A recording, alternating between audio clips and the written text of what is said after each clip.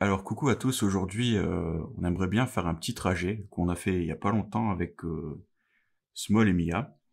Mais je l'avais fait aussi avec Electra, donc c'est pour ça que j'ai réuni plusieurs personnes là pour cette vidéo.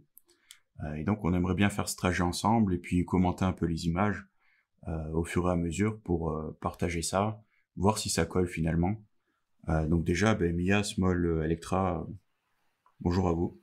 Bonjour à tous. Salut. Bonsoir tout le monde. Alors comme toujours, quand on enregistre des vidéos, ce qui se passe à chaque fois, c'est que quand on revient à la maison, on s'aperçoit qu'il y a une petite subtilité qu'on n'a pas pris en compte.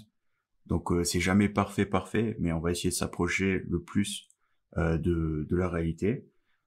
Donc on va commencer déjà par les images du collège. D'après les témoignages de Claude Richard et de Suna Pierson, elle voit Muriel Boll sortir du collège et aller directement vers une voiture verte.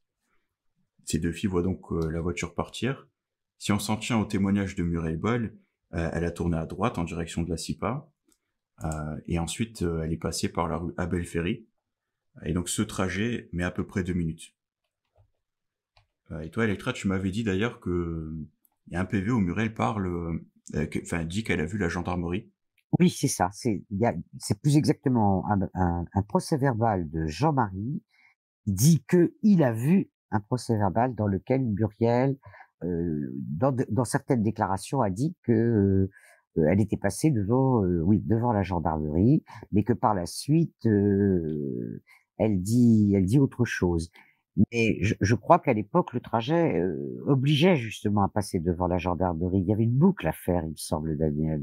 Voilà, ça on n'est pas sûr, mais apparemment, effectivement, il fallait faire cette boucle et ça corrobore finalement avec ce que disent les collégiennes. Elles disent que c'est 2 minutes plus tard, donc avant de remonter les escaliers, ce que vous voyez à l'image, et ça dure à peu près 2 minutes. Et au bout de 2 minutes, elles vont revoir la voiture passer. Et donc, d'après leur témoignage, elles auraient reconnu Muriel Boll. Alors, elles peuvent avoir mis un peu plus de 2 minutes parce que deux collégiennes qui sortent des cours, elles bavardent, elles se pressent pas forcément. Ça peut être un petit peu plus. Mais enfin, en tout cas, c'est tout à fait faisable qu'elle revoie la voiture. C'est surtout ça que Simon avait essayé de montrer dans sa reconstitution.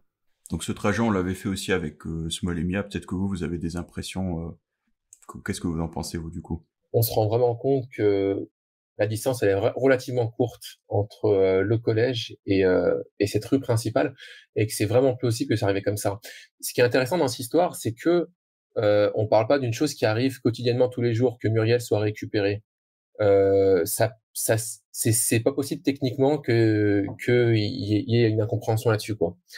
Et je pense que elles ont vraiment vu quelque chose, quoi. Les deux collégiennes en montant ont une visibilité aussi dont on ne se rend pas forcément compte sur les images, mais qu'il est tout à fait probable effectivement qu'elles aient pu arriver en haut du chemin à côté du bâtiment, distinguer une chevelure rousse plutôt que de reconnaître Muriel formellement.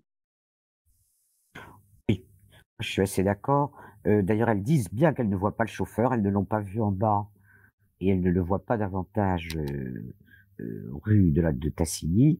Mais comme elles avaient vu Muriel monter dans cette voiture en bas, elles revoient une silhouette comme ça avec une chevelure rousse qui est quand même d'un roux très flamboyant. Elles ont donc aucun doute que c'est bien la même voiture et que c'est bien Muriel, quoi. Exactement. Donc là, on va continuer notre petit trajet. Donc là, apparemment, ces deux témoins vont revoir la voiture verte, reconnaître Muriel Boll, et donc ils se dirigent en direction du pavillon finalement. Alors, moi, il y a un truc que je trouve intéressant, c'est sur la première personne qui serait arrivée éventuellement chez Louisette. Donc, Oui. est-ce que c'est Muriel ou Bernard? Bon, là, le mystère est là. Mais ce qui est intéressant, c'est que on indique éventuellement que Muriel aurait subi des pressions. Elle aurait très bien pu le dire facilement, tout simplement, j'étais chez moi, du moins chez Louisette, en train de regarder des clips, et Bernard n'est pas rentré. Mais c'est pas ce qu'elle indique. Elle indique concrètement qu'elle était dans la voiture avec Bernard. Donc, pour quelqu'un qui aurait subi des pressions, elle se serait concrètement impliquée dans l'affaire, quoi. Je comprends. Puisqu'elle accepte même de s'impliquer. Oui. C'est ça, ouais.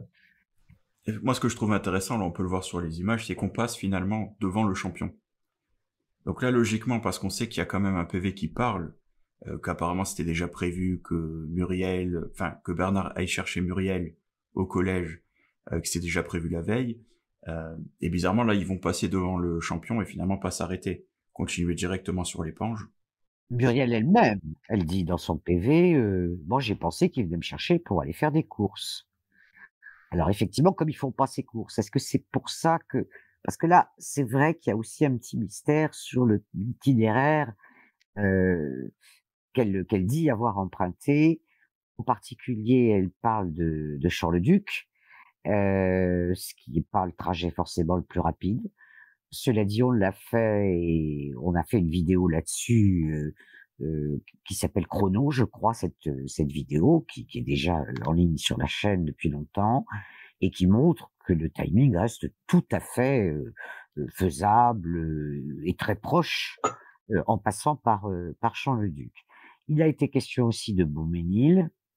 On a fait cette variante-là avec Daniel l'hiver dernier. Euh, Malheureusement, la vidéo n'est pas de bonne qualité parce qu'il neigeait beaucoup et bon, ça obstrue la caméra. Donc, c'est pour cette raison qu'on ne l'a pas encore montré. C'est faisable aussi. C'est vrai qu'on voit pas bien la raison de ce détour. On comprend pas bien pourquoi. Mais l'un dans l'autre, ça ne rajouterait que peut-être 3 ou 4 minutes à tout casser.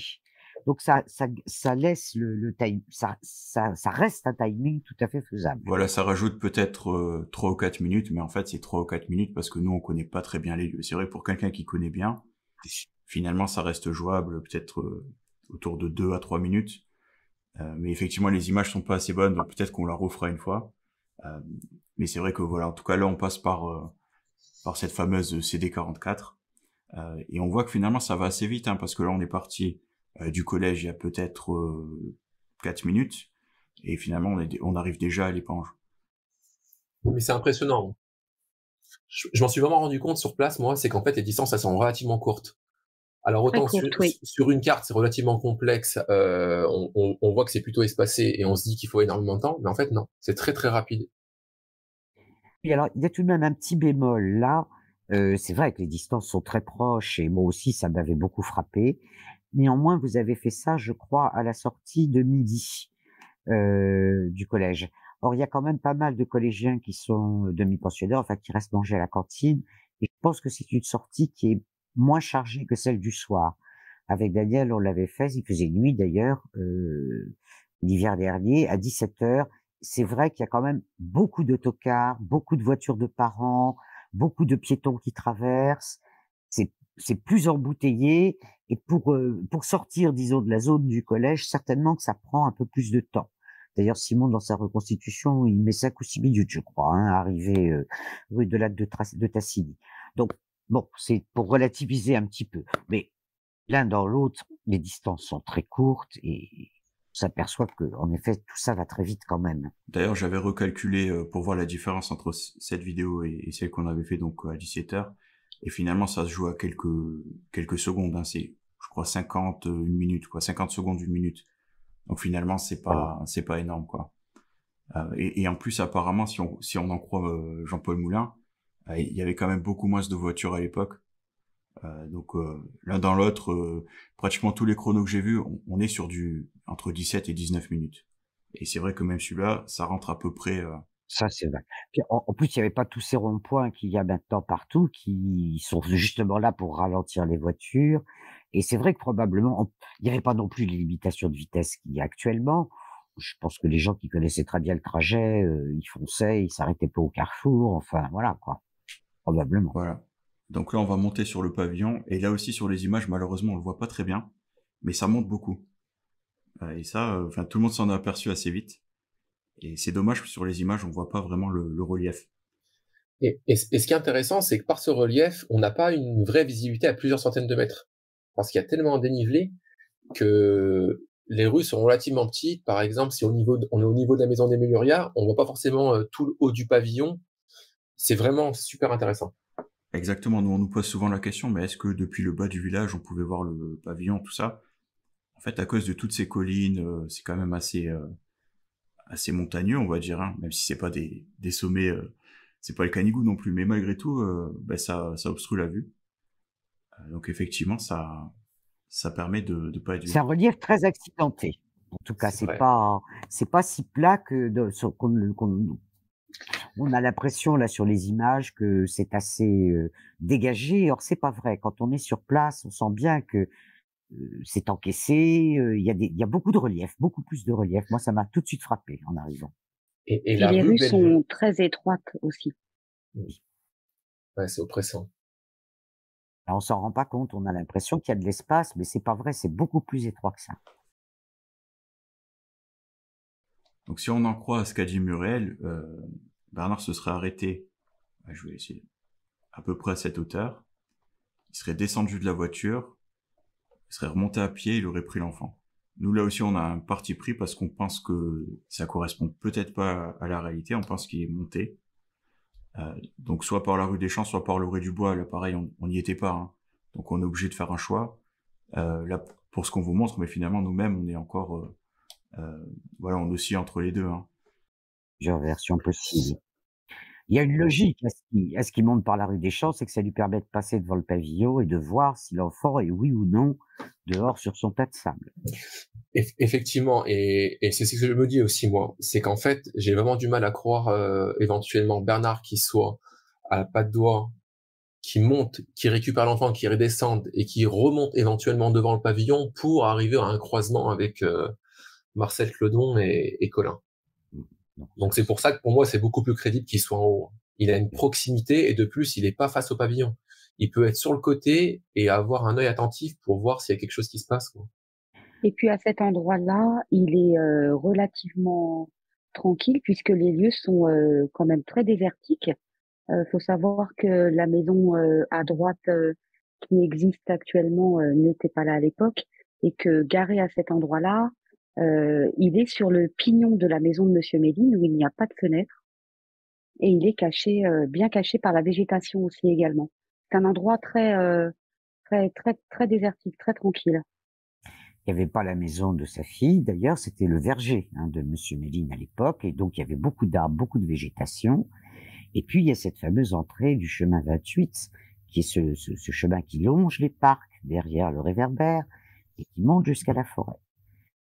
Là, on a essayé de le faire avec ma propre voiture. Si on se gare en marche arrière rapidement dans ce petit chemin, il suffit de reculer suffisamment, mais il n'y a pas besoin de reculer énormément. Le nez de la voiture est complètement invisible depuis le carrefour. Donc même si Monsieur Méline vient juste après balayer le carrefour, c'est vrai que s'il est au carrefour, il ne peut pas voir cette voiture, il ne peut pas voir le nez de la voiture.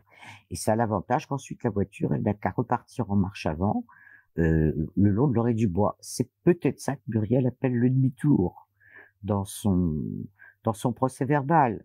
On est arrivé d'un côté, puis on fait demi-tour parce qu'on repart d'un autre côté. Enfin, voilà. Peut-être à cause d'une astuce d'être garé comme ça en marche arrière. C'est une possibilité. On n'a pas de certitude de rien. Ce sont que des hypothèses, ce qu'on formule là. Et puis ce qu'on voit surtout, c'est qu'il y a aussi un abri de jardin à cet endroit.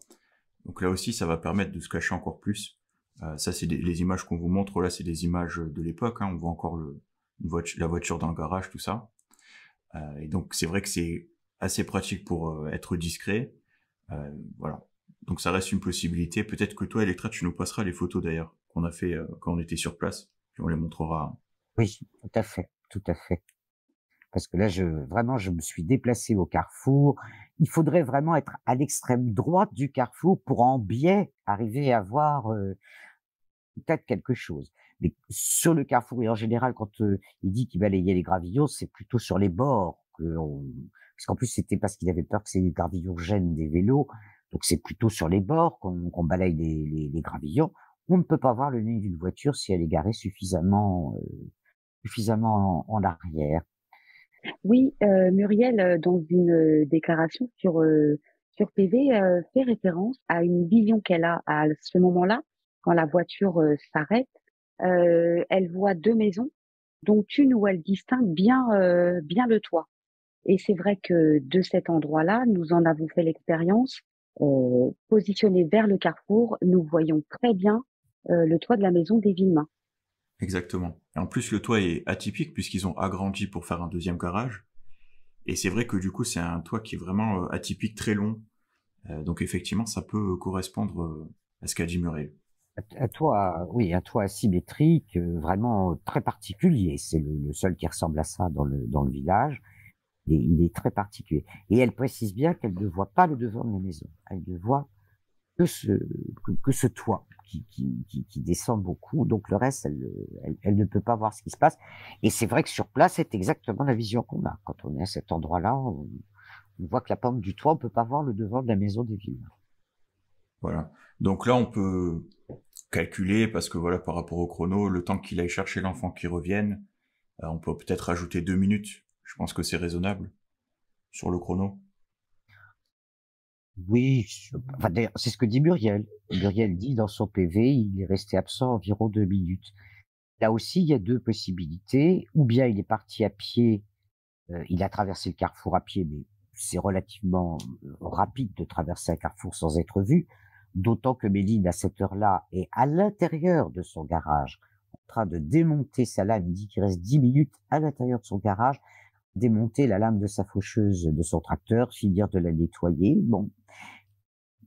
Et puis il revient avec l'enfant en le tenant par la main. Il y a aussi la possibilité que, bien que sa mère lui ait dit de rester devant la maison et de surtout pas sortir et de surtout pas aller chez Méline, le petit Grégory, qui est comme tous les enfants de 4 ans, n'a peut-être fait qu'à sa tête, et il est peut-être allé quand même vers la ferme Méline, voilà, dans les prés, il aimait bien aller là-bas. Auquel cas, si Bernard l'a rencontré de l'autre côté du carrefour, c'est encore plus facile. Il suffit de lui ouvrir la portière de la voiture, pour ainsi dire. Exactement. Lui dire, viens voir ton petit cousin. Donc je propose qu'on continue la route, et de toute façon, là, dans quelques secondes, on va faire pause parce qu'il y a le fameux croisement. Et donc là, c'est pareil, est-ce que ce croisement a eu lieu, oui ou non? Je pense que de plus en plus, nous, on est certain qu'il a eu lieu finalement, puisque les témoignages se croisent quand même. Voilà. Donc c'est ici qu'aurait eu lieu le fameux croisement. Voilà, c'est là qu'il a reculé, en réalité. Alors, on a fait l'essai, nous aussi. Effectivement, il n'y a pas d'autre solution. C'est très étroit, tout ça, hein. Ça l'est beaucoup plus en réalité quand on est dans une voiture que ce qu'on voit là sur les images. C'est vrai qu'on peut pas croiser une voiture, c'est pas possible, sauf à reculer dans cette entrée de champ qui est le champ qu'on appelle le champ à l'éolienne, puisqu'il y avait autrefois une éolienne dans ce champ. La voiture de Madame Clodo serait arrivée en face, elle aurait fait un grand geste de la main, dégage ou je ne sais quoi, et cette autre voiture aurait été obligée de reculer dans cette entrée de champ. Et moi, il y a un détail que je trouve intéressant. Bon, ça reste qu'une anecdote parmi tant d'autres. Muriel, elle indique dans son PV que quand elle sort du collège, elle est assise à côté de Marcel. Et là, Claude Collin nous indique aussi que il y avait éventuellement une rousse à côté d'une personne avec une moustache. Sachant qu'elle avait 15 ans, je me dis qu'il y aurait eu une possibilité pour qu'elle soit éventuellement derrière, techniquement, avec Sébastien. Mais là, au contraire, non, elle était à côté de lui. Donc, ce qui pour moi veut dire éventuellement que il y a une crédibilité sur que ce croisement ait réellement eu lieu, quoi. Elle aurait pu effectivement monter derrière, puisqu'elle était soi-disant là pour s'occuper de Sébastien. Ça aurait été logique qu'elle monte à l'arrière pour le distraire, le faire jouer. Or, elle précise bien qu'elle est montée à l'avant côté passager. C'était à côté de Bernard et pas de Marcel, hein, a priori. Voilà. Enfin. Pardon, oui. ou donc un des deux si c'est une autre personne. Mais en tout cas, voilà. Alors ce qui est intéressant, c'est qu'il y a eu 2 croisements en fait. Donc il y a un croisement à 17h17, 15-17. Donc c'est ce fameux croisement là qu'on voit ici. Et il y a une synchronicité, je trouve quand même, parce que dans les 2 croisements, on nous dit que la personne en fait a dû faire une marche arrière. Et donc quand on continue cette route, donc sur l'Orée du Bois, qui pour le coup est vraiment étroite. C'est vrai que là, on voit mal comment 2 voitures peuvent finalement passer. Faut vraiment faire une manœuvre. En même temps, moi, je suis passé assez souvent et j'ai jamais dû le faire parce que j'ai jamais croisé d'autres voitures finalement. Ça sert vraiment que c'est un chemin, c'est goudronné, mais ça sert surtout effectivement à ramener les vaches et peut-être pour les tracteurs. C'est pas tellement une voiture, ça mène de nulle part à nulle part, ce chemin. Voilà. Et donc là, ce qu'on voit en vert, le petit muret là, c'est ce qu'on appelle la ferme Capelle. Et donc, apparemment, le 16 octobre, Colin, quand il arrive chez les Clodons, il va devoir faire une manœuvre aussi pour laisser passer quelqu'un. Et là, c'est un peu plus compliqué parce que quand on voit la route, on comprend pas très bien. Peut-être toi, Electra, tu peux nous éclairer là-dessus. Moi, j'ai été très surprise comme toi parce que je m'étais figuré que c'était un endroit très étroit et que il y avait pas moyen de passer. Alors, je ne sais pas comment c'était il y a 38 ans, mais là, ça paraît quand même un espace suffisamment large. C'est un des rares endroits justement où on a l'impression qu'on peut croiser une voiture. Et alors, la marche arrière dans la ferme qu'appelle, alors là, je comprends pas très bien non plus. Parce que de toute façon, maintenant, ça n'est plus une ferme, c'est une espèce de villa. Ou alors, c'est que c'est pas le même endroit. Est-ce que le bâtiment d'origine a disparu et que c'est un autre qui a été créé, construit à la place? Ou est-ce que il y avait un autre bâtiment à un emplacement un peu plus bas qui a disparu? Ça m'a pas paru très clair. Ce qui est expliqué par le gendarme Lachaussée, qui s'est beaucoup intéressé à ce premier croisement, c'est le premier à en avoir entendu parler. Apparemment, les coupes de bois, les gens ne se fatiguaient pas et au lieu de les laisser un peu plus haut dans les bois, peut-être pour les avoir à portée de main, ils mettaient le bois à sécher là sur cette route et ça l'encombrait terriblement.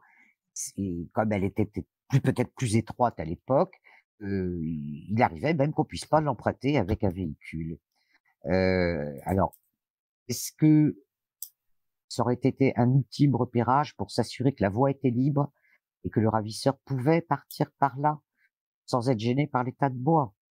C'est peut-être ce qui expliquerait cette première présence de même véhicule apparemment dès 16h30. On comprend pas très bien non plus qui fait la marche arrière dans la cour de la ferme. Il y a quelque chose là que je n'ai toujours pas bien compris dans ma tête. Puisque Christian Clodon, lui, qui s'impatiente de voir arriver cet ami qui l'attend, Claude Collin, il attend carrément sur la route, devant sa ferme. C'est comme ça qu'il peut voir d'ailleurs.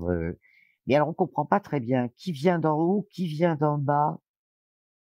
C'est pas très clair. L'article de Paris Match rédigé par Jean Kerr n'est pas très clair non plus.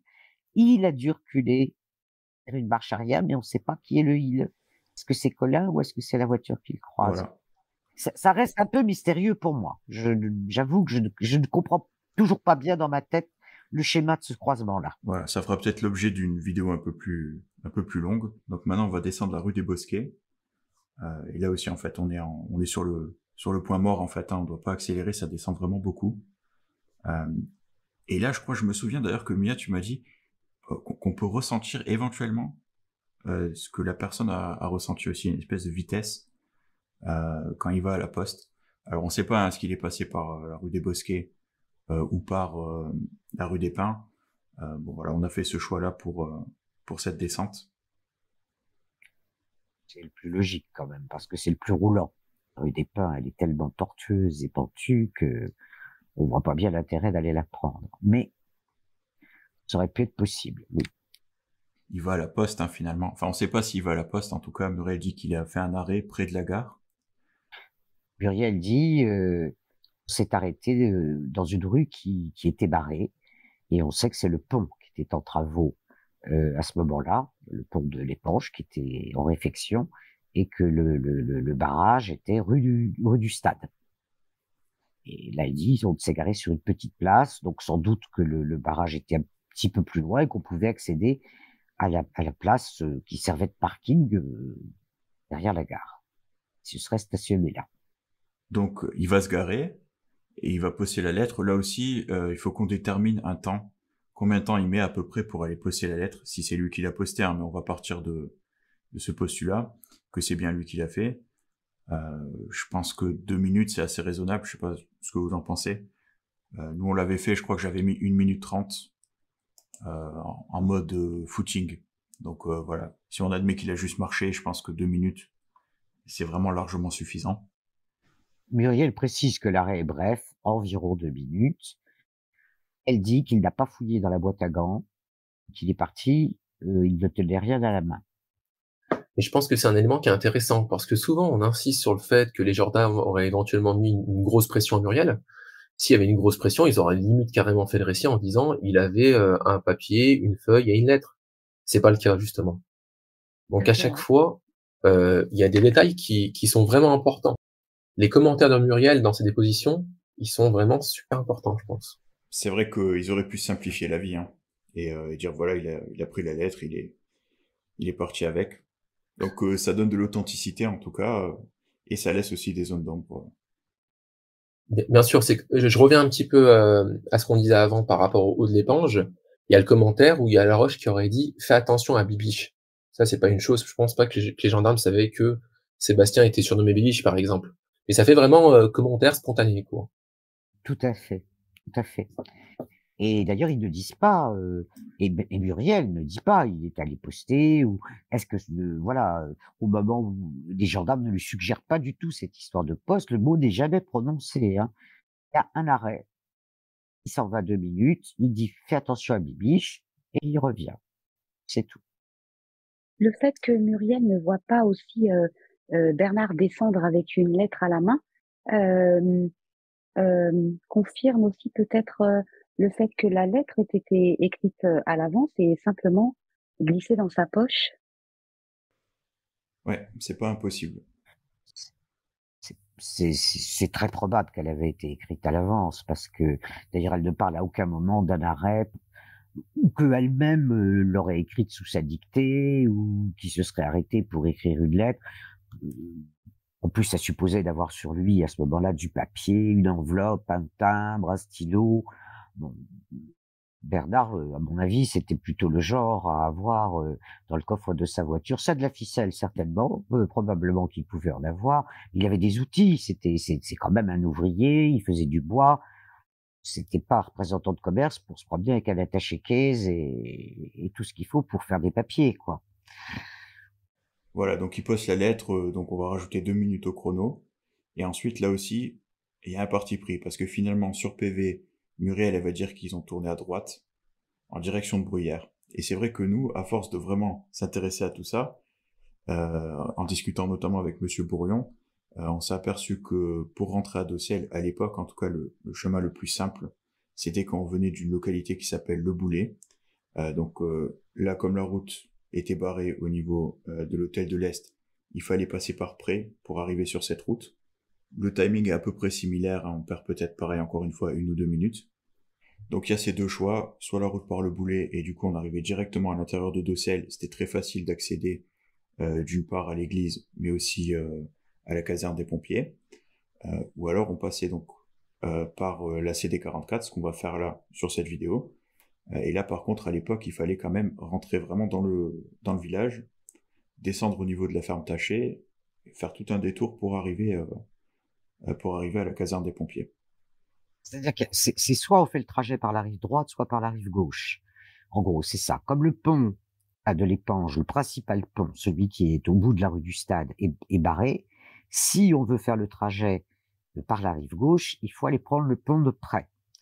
Là, on a une petite route qui longe la Vologne, qui est beaucoup plus discrète, beaucoup moins passante, et qui arrive directement à la place de l'Espine, enfin au monument. Donc c'est vrai que c'est un trajet qui aurait pu être logique. Par la D44, c'est-à-dire par la rive droite, alors là, à l'époque, en effet, il n'y avait pas l'échangeur, les travaux n'avaient pas été faits comme maintenant, et c'est beaucoup plus compliqué. Il fallait aller rejoindre le chemin Tachet à l'autre bout du village et revenir en arrière. Oui, c'est plus compliqué. C'est plus compliqué, même si aujourd'hui, avec l'échangeur, il faut faire un détour aussi. Donc finalement, ça revient à peu près au même. Mais je pense que c'était quand même un peu plus long. Là aussi, même la CD44, elle a quand même beaucoup changé. Au niveau de Décimon, on va rentrer dans le village, parce qu'à l'époque, la CD44, elle passait par Décimon. Donc on a essayé d'être au plus juste voilà, des routes de l'époque, même si des fois c'est pas possible, hein, parce que les choses ont quand même beaucoup changé. Mais en tout cas là pareil, on va passer à travers Décimon pour rejoindre donc Docel. Alors, il faut savoir quand même, il faut garder à l'esprit, là c'est un chrono qu'on fait, donc c'est savoir si les choses sont faisables en théorie. Mais on s'intéresse plus à ça qu'au contenu. Mais sur le contenu, il faut quand même savoir que quand le juge Lambert a emmené Muriel en reconstitution, déjà, elle avait demandé à ce qu'on tourne à droite, comme tu le disais, en direction de Bruyères, et non pas à ce qu'on parte vers Docelles. Et une fois arrivée à Docelles, elle n'a absolument rien reconnu. Et ça, le juge Lambert est obligé de le dire dans son compte rendu de reconstitution. Elle ne reconnaît rien à Docelles. Il parle d'un muret. Il y a bien une église, mais elle dit on ne voyait pas l'eau. Or, à Docelles, on voit l'eau pratiquement partout. C'est impossible de ne pas la voir. L'arrêt dont elle parle, à mon avis, ne se situe pas à Docelles.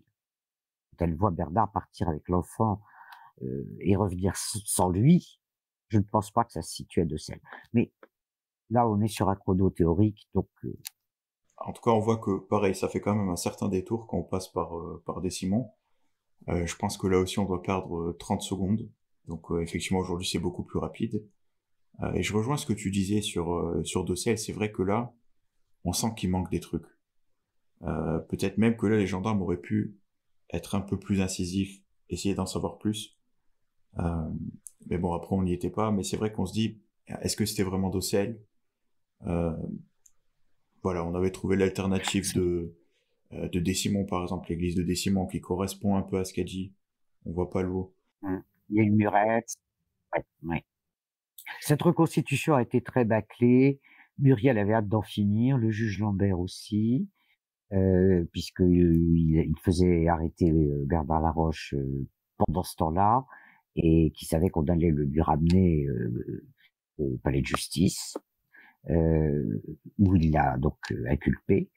Et je pense que c'était un peu une corvée pour tous les deux. En plus, il avait fait l'erreur de mettre son greffier dans une autre voiture, ce qui n'est pas conforme au code de procédure pénale. Donc le greffier n'est même pas dans la même voiture que le juge et Muriel. Donc finalement, il fait son procès verbal de mémoire après, puisque le greffier n'a pas pu prendre de notes au fur et à mesure. C'est le commandant Chaillan qui conduisait. Et lui, il a pris la direction de Docelles directement, bien que Muriel ait dit qu'il fallait tourner à droite.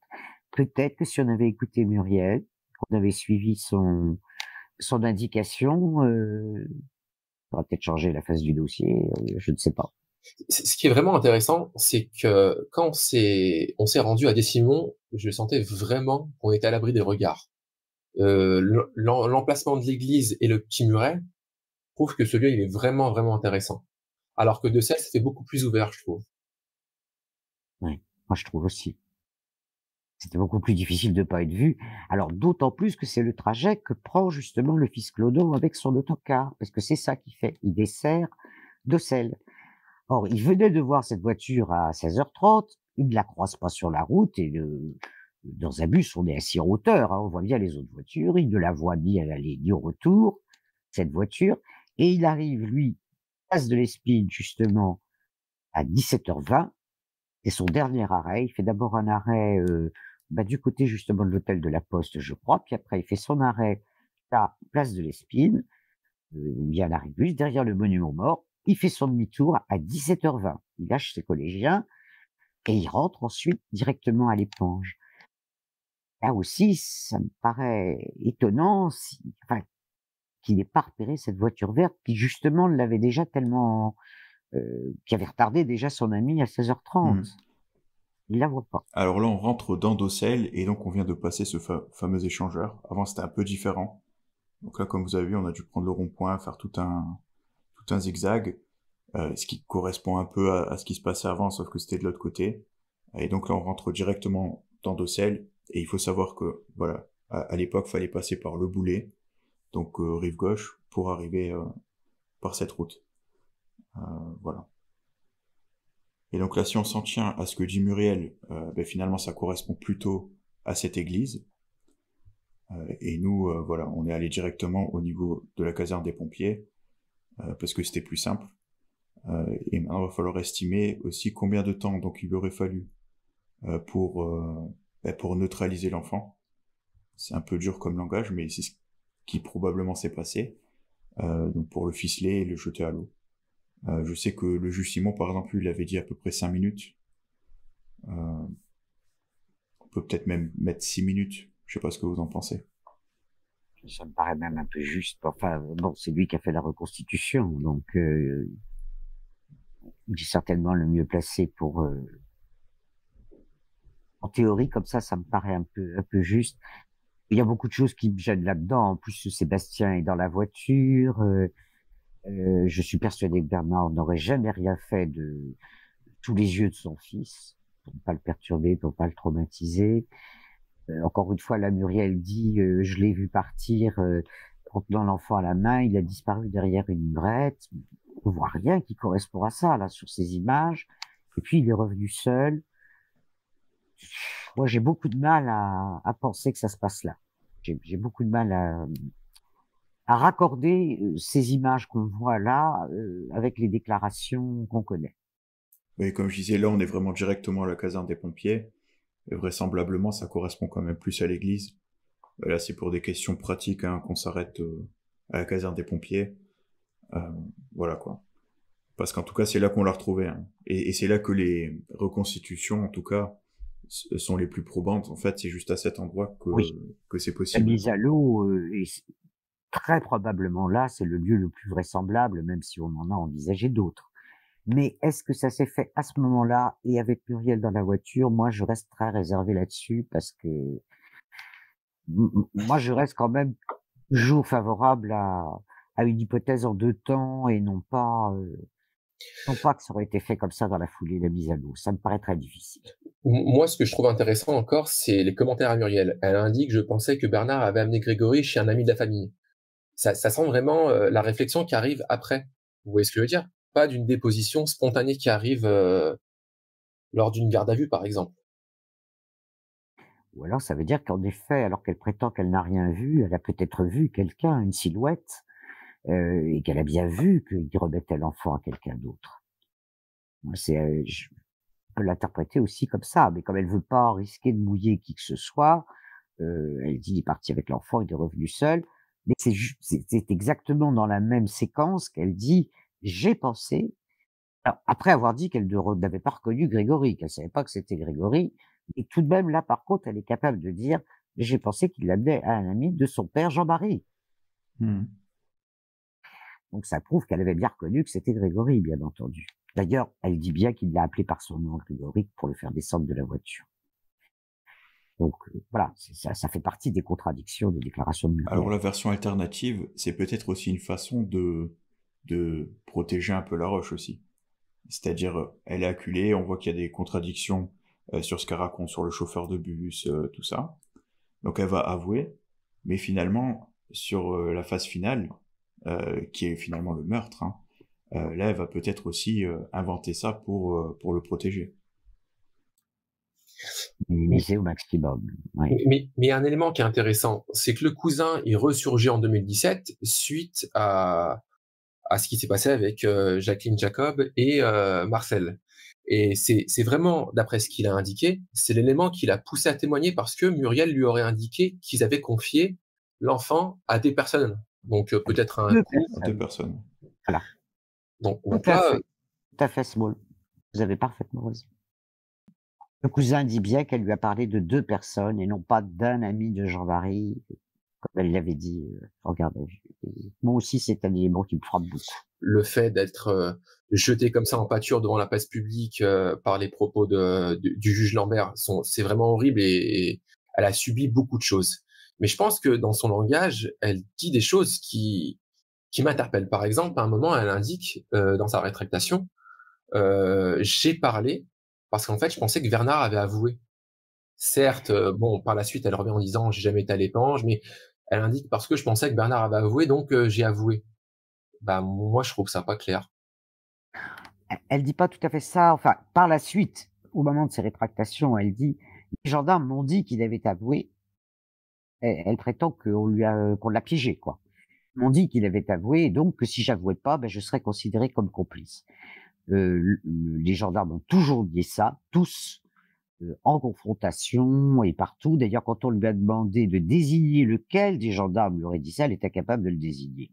Il y a eu de très longues confrontations. On sait qu'il y a eu une enquête très sérieuse menée contre les gendarmes, une enquête interne, plus ensuite une enquête judiciaire. puisqu'il y a eu plainte, etc. Enfin, c'est monté jusqu'en cour de cassation, et ça n'a jamais été démontré. Ça, je crois que c'est un... Quand Muriel dit ça par la suite, après ses rétractations, elle a été briefée par un avocat, c'est évident, qui lui a dit ce qu'il fallait dire. Et elle répète ce qu'on lui a dit de dire. Se rétracter.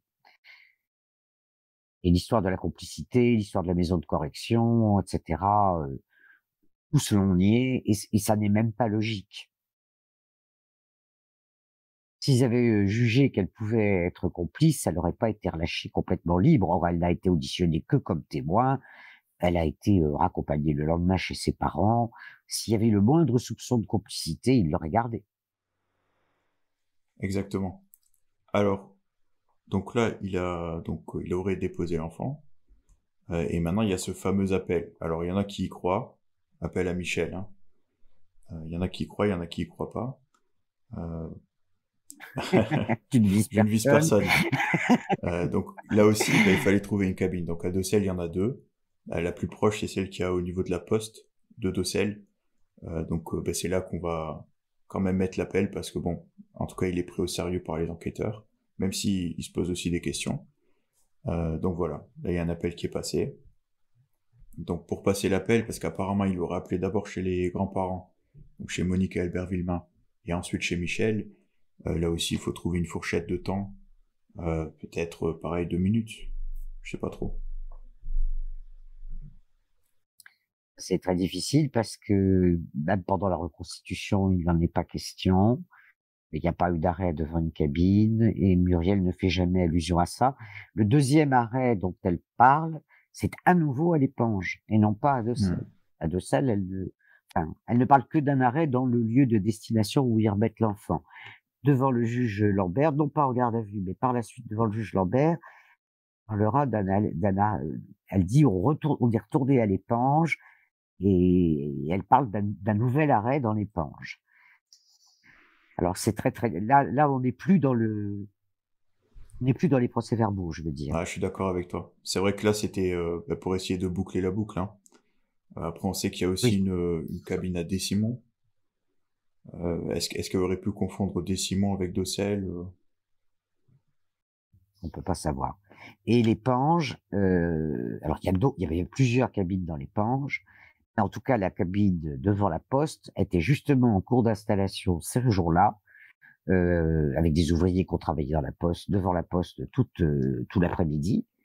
Et on ne sait pas si cette cabine était déjà branchée vers 17h ou 18h. C'est pas certain du tout qu'elle était déjà raccordée au réseau. Donc, la cabine devant la poste n'était probablement pas utilisable dès ce jour-là. Elle a peut-être été que le lendemain. Ouais. Et il reste celle à la Guéchamp, là, au HLM. Voilà, il y en avait une au virage juste avant les HLM et Champs. J'aimerais juste faire un commentaire. Si je me trompe pas, elle a pas indiqué qu'elle serait éventuellement repassée par l'Épange et qu'elle aurait constaté des travaux en cours? À l'Épange, elle a parlé des travaux même à l'aller. Parce qu'elle dit on n'a pas pu, la route était barrée et on a été obligé ils se sont garés sur une place à côté, donc on suppose être la place de la gare, puisqu'on sait que c'était la rue du Stade qui était barrée pour la réfection du pont. Au retour, non, je crois qu'elle ne reparle pas de travaux. Elle ne donne pas de détails. Moi, je crois pas du tout au retour à Aumontzey. Il me paraît impossible dans le minutage. Et d'ailleurs, personne n'atteste et ne les a vus à Aumontzey à 17h30. Hein. Il y a absolument aucun témoin. Enfin, c'est lui ils sont le témoin l'un de l'autre. Mais il y a aucun tiers qui les voit à l'Épange à Aumontzey à 17h30. Ça me paraît pas possible. Moi, il part directement au champion, si toutefois il y va. Et comme effectivement, apparemment, il n'y a pas Muriel avec lui, ça suppose que il l'a déposé quelque part, ou elle a effectivement accompagné Jean-Marie, l'envisage, hein, dans un de ses derniers. Il fait tout le temps des documents, une petite correction des hypothèses possibles pour lui qui méritent d'être explorées. Il envisage à un moment donné que la personne à qui l'enfant aurait pu être remis, Muriel, aurait accompagné. Peut-être pour le rassurer, si c'était des gens qu'il connaissait moins. Sinon, il l'a laissé quelque part. Je ne sais pas. En tout cas, elle n'est pas au champion avec lui. Alors après, il faut dire que même Bernard lui-même est pas vu au champion finalement. Même les caissières, elles sont flottantes. Donc finalement, voilà, ça reste dans le champ des possibles. Et puis il y a ce nouveau témoignage apparemment de Monique Villemain qui dit que Michel lui aurait dit que Bernard aurait dit à Michel, c'est un peu compliqué, et que Bernard aurait dit à Michel que finalement il était bien avec Muriel dans la voiture. Et là, moi, je me posais la question si finalement c'est pas Bernard qui aurait anticipé au moment du croisement à l'Aveline, parce que là il y a un croisement donc entre Bernard et Michel Villemain. Euh, S'ils sont pas retournés au Monzé et que Muriel est encore dans la voiture, peut-être que euh, Michel Villemain et peut-être même Monique et tous ceux qui sont dans la voiture ont vu Muriel. Et que donc pour anticiper ça, il aurait fait ses aveux, parce qu'ils viennent assez vite, finalement c'est 8 jours après le crime, et à ce moment-là, de toute façon, Bernard n'est pas encore dans le viseur des enquêteurs, quoi. Je comprends ce que tu veux dire. S'ils font état du croisement, si par hasard ils avaient vu dans la voiture que Muriel y était. Ça, c'est pas le cas, hein. Aussi bien Michel que qu'Albert et que sa mère disent bien que, il avait l'air d'être seul dans la voiture. Je crois qu'ils n'ont même pas vu Sébastien, qui là, on sait qu'il y était lui, mais un enfant petit sur une moquette arrière, c'est vrai qu'on le voit pas forcément. Ils ont l'impression qu'il y avait pas d'autres passagers. Mais c'est vrai que si elle y était, si en réalité elle y était, Bernard peut avoir fait ce calcul de se dire: «Ah mince, je les ai croisés, ils l'ont vu, donc il vaut mieux que je». C'est pas très bien. C'est pas très bien. C'est un aveu très tardif de Monique qui a eu lieu en 2017. En 2017, elle a reconnu ça, que, en réalité, 8 jours après le crime, elle savait que Muriel et Bernard étaient ensemble dans la voiture. Et je crois même, mais là on n'a pas les procès-verbaux, donc c'est la presse. Alors il faut toujours se méfier de ce que dit la presse, mais dans certains articles, ça va même plus loin, et qu'ils étaient allés ensemble à l'épanche. Voilà.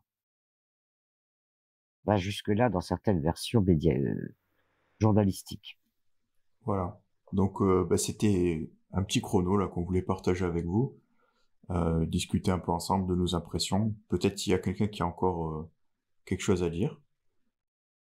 Pour ma part, dans les impressions, c'est effectivement la rapidité des trajets. Moi, j'étais très surprise de ces quelques minutes qui suffisent à relier le collège à l'Épange et toute la proximité de ces villages qui font que effectivement la faisabilité du chrono est tout à fait possible à mon sens. Voilà, et puis oui, les reliefs qui sont très différents. L'Épanche qui est un village très en dénivelé. Je ne sais pas si c'est comme ça que l'on dit, mais voilà, l'étroitesse des rues, le fait que des voitures sont dans l'impossibilité de se croiser à certains endroits, et la visibilité aussi. On ne voit pas le pavillon de partout dans le village. C'est important de le dire. Voilà, moi je m'arrêterai là-dessus. Il y a peut-être autre chose qu'on avait remarqué, c'est que souvent on nous dit toujours oui mais il faut faire gaffe parce qu'au niveau du pavillon on est toujours épié tout ça. Moi j'ai toujours eu le sentiment finalement que personne nous voyait quoi. On se sentait vraiment pas épié du tout, c'est plutôt discret comme endroit. Vraiment autour du pavillon, on n'a pas l'impression d'être vu quoi. Alors après c'est peut-être juste un ressenti et ça correspond pas à la réalité, hein. C'est sûr, mais on est même monté au niveau du chemin qui passe devant chez Méline, en voiture, on s'est garé là-bas, on a marché un peu, on est revenu et on a vu personne, hein. Faut quand même savoir que c'est pas parce que vous voyez personne que personne ne vous voit. Parce que je pense que c'est vrai que les gens guettent volontiers derrière les rideaux et les volets. Bon, mais cela dit, à l'époque, il y avait beaucoup moins de maisons que maintenant. Les 2 maisons qui étaient derrière, derrière le chalet étaient inoccupées ce jour-là, on le sait. Une des 2, les gens étaient absents et l'autre, elle était complètement inoccupée puisque les travaux étaient pas terminés. Donc à part madame Méline qui cousait derrière sa fenêtre, heu, c'est vrai qu'il y avait absolument personne pour guetter dans la rue et Méline, il s'activait avec son tracteur, il était à l'intérieur de son garage, voilà, il passait pas son temps non plus à regarder la route. C'est pas forcément Non, que personne n'ait rien vu.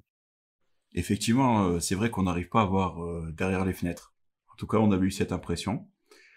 Bah, on arrive à la fin de cette vidéo, donc bah, je vous remercie tous déjà pour votre participation et je vous dis, à la prochaine. Bonsoir tout le monde et à bientôt. Au revoir à tous. À plus, au revoir. They're out to get you. The demons closing in on every side. They will possess you unless you change your number on your dial. Now is the time for you and I to cuddle close together. And through the night, I'll save you from the terror on the screen. I'll make you see that this is thriller night. 'Cause I can thrill you more than